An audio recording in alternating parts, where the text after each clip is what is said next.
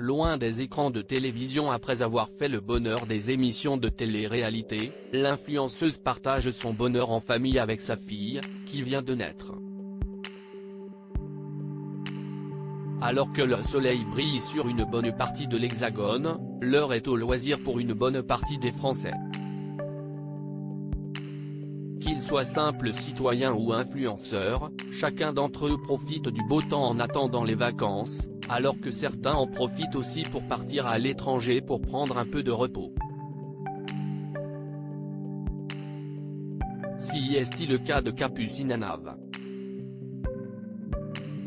L'ex-candidate de télé-réalité, qui a aussi été animatrice, et qui s'est depuis reconvertie dans l'influence, a quitté la France pour Porto Vecchio.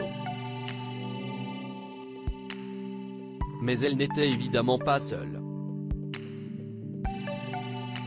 Un séjour à Porto Vecchio pour Capucine Hanav, Lola et Victor. Il y a un peu plus d'un an, elle annonçait ses fiançailles avec Victor, son compagnon avec qui elle est en couple depuis plusieurs années.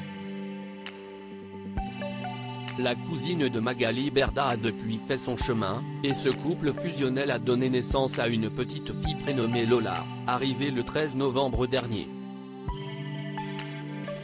Quelques mois après sa venue au monde, il est déjà grand temps pour elle de voyager.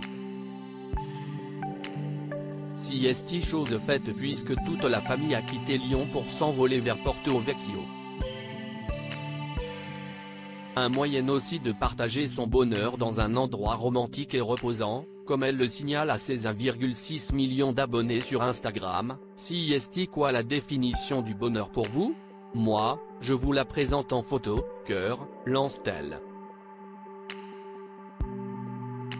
Pour illustrer ses propos, elle joint plusieurs photos d'elle, de son compagnon Victor, et de sa fille Lola, particulièrement rares. Elle a d'ailleurs pris soin de flouter son visage. Capucine Hanav, pointée du doigt par la répression des fraudes. Cette parenthèse estivale permet également à Capucine Hanav de partir loin du tumulte médiatique dont elle fait l'objet depuis l'injonction faite par la Direction générale de la concurrence, de la consommation et de la répression des fraudes, ou DGCCRF. En raison de pratiques commerciales jugées trompeuses, elle doit ainsi afficher une mention de sa condamnation sur ses réseaux sociaux. Ce qui n'a pas manqué de faire réagir de nombreux internautes, qui n'hésitent pas à le lui rappeler en commentaire.